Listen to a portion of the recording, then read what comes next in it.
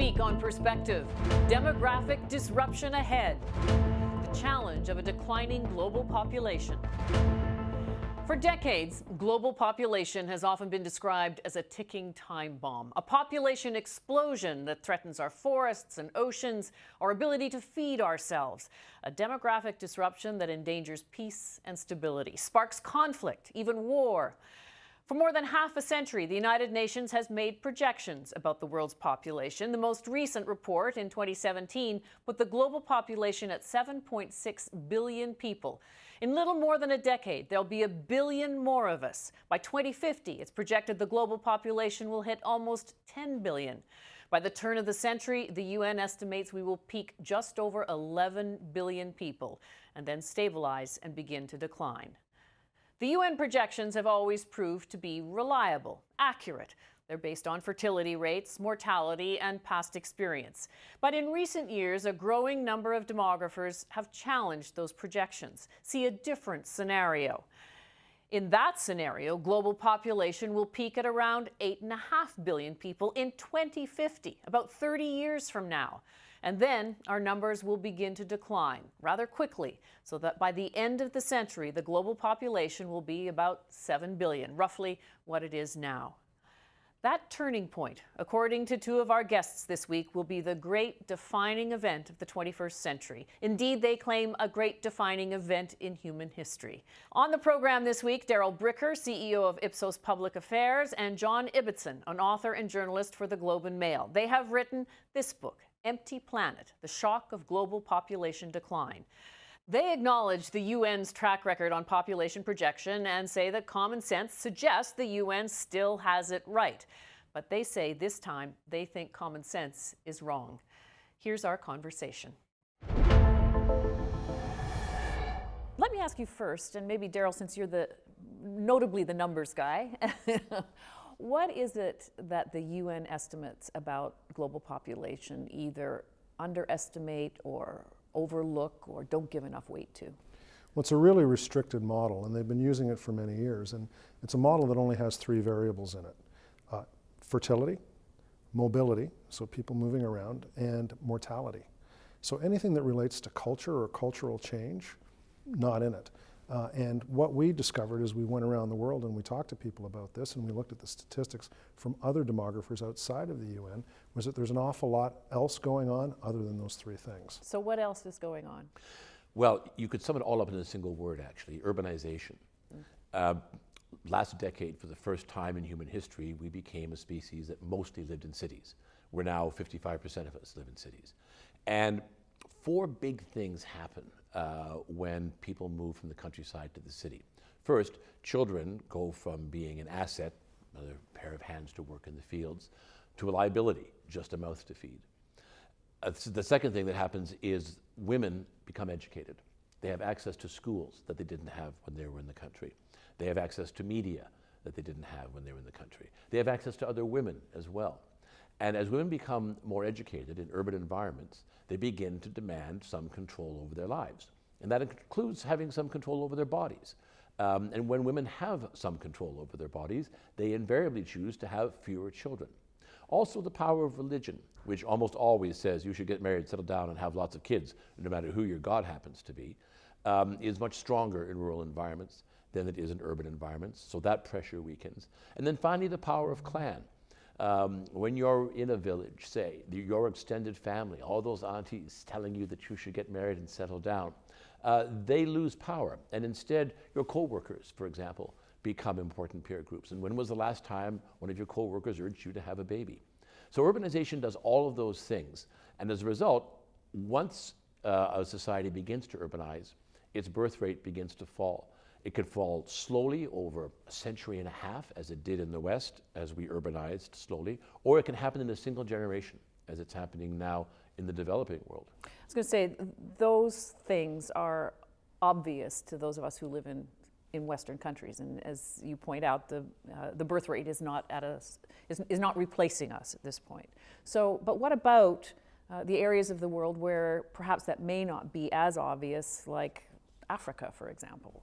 Well, that was one of the revelations in the book, and it was a revelation to John and I when we were doing the research, is that the trends that he was talking about that most people apply to the developed world actually apply to the developing world as well. So when you go into the book and you travel with us to, a favela in Brazil, or you travel to a slum in Nairobi or a slum in Delhi, and you hear women who we interviewed actually saying the same sorts of things that John just talked about, you realize that this is happening all over the world.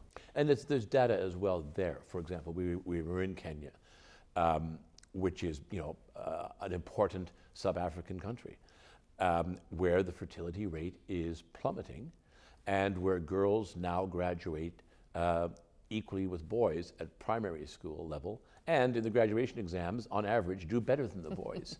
So once again, the correlation. Sub-Saharan Africa is urbanizing. As it urbanizes, girls are getting an education. As they get an education, they choose to have fewer children, fertility rates decline. But what the UN is missing, you argue, I assume, is the pace of change. The United Nations numbers must see that same trend in some fashion. No, it's a regressive model. So what happens in the modeling is they look at what happened in the past. So it's really a function of what has happened in countries that are similar over time periods of the past, as opposed to what's going on in the future. So they try to project from what they know, as opposed to actually what's happening in those countries right now, based on their previous modeling and based on old information. And one of the issues that we're dealing with is that this change is accelerating far faster than their models are capable of capturing. Technology must be a piece of this, and I can't remember which one of you I read sort of had an aha moment with some women. That was in the slum in New Delhi. You were there, but I'll tell the story. So Darrell went, what was the name of it? I'm sorry, I forgot. Oh, I can't even remember. It's in the book. It has many syllables and starts with an S. Okay. Interviewing mostly young women in one of the largest slums in New Delhi. And they talked about how much they disliked, how unhappy they were with the men in their lives. This, by the way, was a universal constant around the world. And how they didn't want to live the lives that their mother lived. But they were under tremendous pressure. Societal pressure, family pressure, pressure from the men in their lives to have kids, especially boys. So there was this tension, and we wondered, resolving that tension could have a lot to say about the future of the race. And as these women were talking, they kept looking beneath their saris like this, and finally one of them pulled out a smartphone. They all had smartphones. They all have access to the sum of human knowledge. And by the way, the latest study that just came out on fertility rates in the Lancet in November has India now at 2.1. 2.1 is the replacement rate, the number of children and women must have in a society to keep the population stable. India is now at a stable population rate, and in fact, like all other societies, it won't stay at 2.1, it will fall. And the UN has them at 2.4. So, I mean, this is, when you go through the data on the top 10 countries in the world, and you look back to 1960, you see that the decline in fertility today is more than half of what it was in 1960. But when you include the information from the latest article that was in the Lancet, it's even worse than that, particularly in the biggest countries. So there's a lot of contradictory data out there. And one of the things I would say to anybody who's interested in this topic, unlike climate change where there's a lot of settled science, when it comes to population change, there isn't a lot of settled science. There's a lot of debate, a lot of discussion that needs to happen about this, but unfortunately instead of doing that, basically what we do is we hear people repeating these nostrums like, we know for a fact that the global population is out of control. We're going to grow to 11.2 billion people. Oh my God, what are we going to do? Well, did they actually look at the data? Because John and I did, and it really doesn't look to us like it's going to get to 11.2 billion people. So you also say in the book, and this refers back to India and also refers to China, you say where children are born or not born will shape the future of humanity. And so what are you driving at there? Well, it's obviously the fertility rate of Denmark is important to the Danes, but Denmark is a relatively small country. But you look at India and China.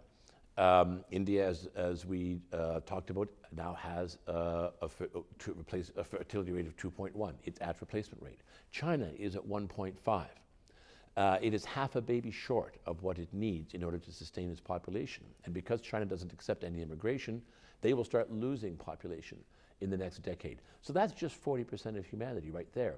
Take Brazil, the 5th largest country in the world. You would say it's poor.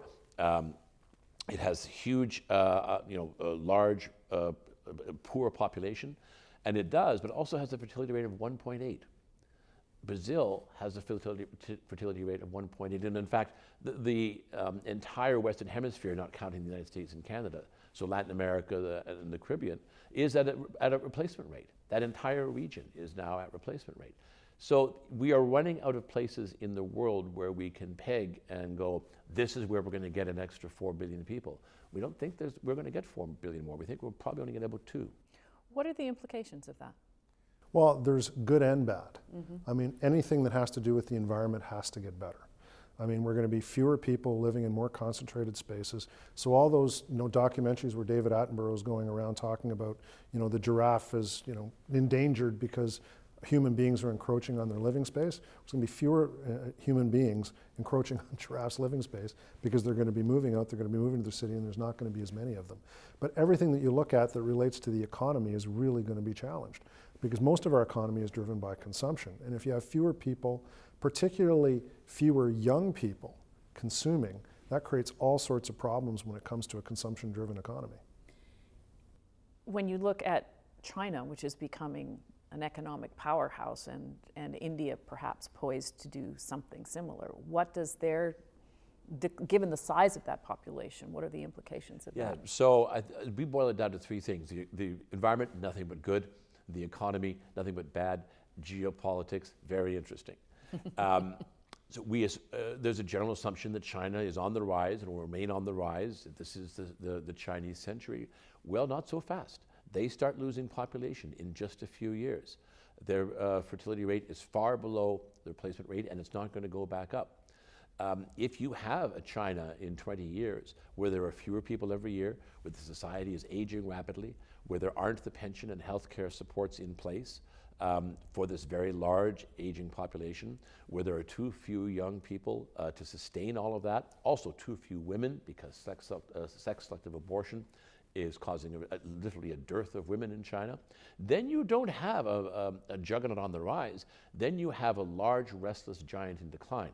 And history tells us that there is nothing more dangerous for the peace than an empire in decline. India, on the other hand, at replacement rate, so it's no longer burdened with the issue of huge population increase, but a large, stable, young, consuming, innovative, entrepreneurial population. We call India the Goldilocks because it's in that particular phase.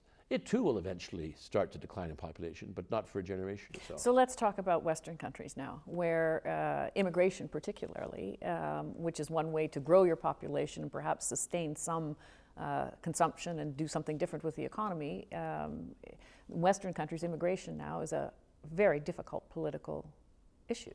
Well, in the short term, it's a solution for countries that are able to figure out how to both find the immigrants that will be most successful in terms of integrating into their societies, and also have the, I would say, cultural tolerance endemic in their population that would allow it to occur. Because that's really the problem driving populism. Everybody wants to talk about the economy. It's really cultural change that's causing a lot of this. But the thing about immigration is it is a short to mid-term solution. And the reason is because the places that have the biggest diasporas, that provide the largest numbers of immigrants, are also going through this decline in population. And they're also rapidly, as in the case of India, becoming middle-class countries where people are just as happy to stay at home and make their living and invest in their success as they would be to move to a place like Canada. So in a short-term period, medium-term period, the next couple of decades, it's going to be a bit of a solution. But longer term, we're going to run out of immigrants. You look at the Philippines, for example. It's the largest source of immigrants to Canada. And because we have this really robust, healthy immigration policy, Canada's going to do great over the next 30 or 40 years. We're going to get to 50 million people. We're going to be larger than Spain or Italy. It really is looking good for Canada, provided we keep our immigration programs in place. But the Philippines is urbanizing rapidly. The power of the Catholic Church is in such decline that it is now a source of great alarm for the Catholic Church in the Philippines. The fertility rate is approaching a replacement rate. And the time is going to come when the Philippines will no longer have surplus population available for Canada. What does that say about our politics? Because when you look, for example, and you point this out in the book, in the United States, that white Americans are soon to be in the minority, that the population of Latinos and African Americans is going to, in their aggregate, going to outnumber white Americans. And the notion that's driving so much of the populism in the United States, to a large degree, is critically seen as being, racially based in some instances. Yeah, it's cues and clues related to tribal membership. So whether you're on the Republican tribe or you're the Democrat tribe. But a couple of things I think we have to be cautious about in terms of American change. And when you take a look through the book, you'll see that some of these trends are there, but we don't address it specifically, is that the number of people who are from minority communities in the United States and their birth rates aren't as high as we think they are. First of all, they're declining quite rapidly too. And the second thing is all those old white guys aren't dying as fast as they need to in order to have that type of replacement. So what's going to happen, I would suspect, in the United States is that this tension is going to continue for longer than particularly the Democrats think it will, and it's because they don't understand the demographic forces that they're dealing with. That the birth rates among the minority groups are actually, it's one of the biggest stories that you see in America, how they've really, really changed and have aligned themselves to the same as basically the birth rates of white Americans. And then the second thing is that longevity, except for a bit of a hiccup among some specific groups in the United States, continues to increase. So those people aren't going away as fast, and there aren't as many young people coming in as we think. So I realize we may be talking short to medium term here, but in the past, you've both argued that politicians don't deliver the message on diversity, immigration, in a very effective way. What's the message you think that needs to be delivered? Well, there are a couple. If you are a country in which immigration is a major part of the debate, obviously the United States, to a lesser extent Canada, certainly Great Britain and continental Europe. The debate needs to be cast in terms of self-interest. If you are not accepting immigrants, and if you have a below replacement birth rate, and you do because you're a European country, you are going to start losing people soon. Your young people are going to be taxed at very high levels in order to support all of the old people. Your economy is going to decline because you don't have enough consumers. So you want to preserve your culture, you want to preserve your language, you want to preserve your identity. We get all that. Multiculturalism is perhaps unique to Canada in the broader context. But what do you face if you refuse to bring those immigrants? You face decline. Are you okay with that? The Japanese lost 450,000 people this last year. They are wrestling amongst themselves with how they are going to cope with a society in perpetual economic decline and population decline. And some of them are saying, we accept it with grace. We recognize that we have to be a bit less materialist and consumerist. We have to accept that this is happening to us. Is that what you want? Then fine. But I think if politicians are going to be honest and candid in this debate, they have to recognize the fact that if they are reluctant to accept more immigrants, that means they are reluctant to accept growth. Well, in my view, I think that there's been a massive failure on both sides of this argument. I think one side, which is the right, I think is burying its head in the sand about the reality of what's happening in their countries. And I think John articulated what the problem is going to be quite well. But I would also say that the finger wagging and the virtue signaling that takes place on the other side of this, which says that it's a debate over your personal compassion, is equally failing. And what we really need to have is a serious debate about how we unlock people's natural desire to be welcoming to people, because there is a natural desire to do that. So the question is how you unlock that and how you make it look more like it's to their personal advantage to do this. And I can tell you there's precious few people who are talking about this issue. For example, in our own country here in Canada, if I hear one more politician say diversity is our strength, I'm going to probably run out of the street screaming here. It is the result of what really is our strength, which is tolerance and an ability for people to welcome in other individuals because they feel it's actually in their interest to do it. It's not some virtue signaling thing where you can stand up and beat your chest and say how wonderful you are. But unfortunately, that's what it's become on the left. So you've got this big problem on the right that John pointed to, but we've also have a huge problem on the left. Thank you both very much for trying to start the conversation. It's been a pleasure. Thank you.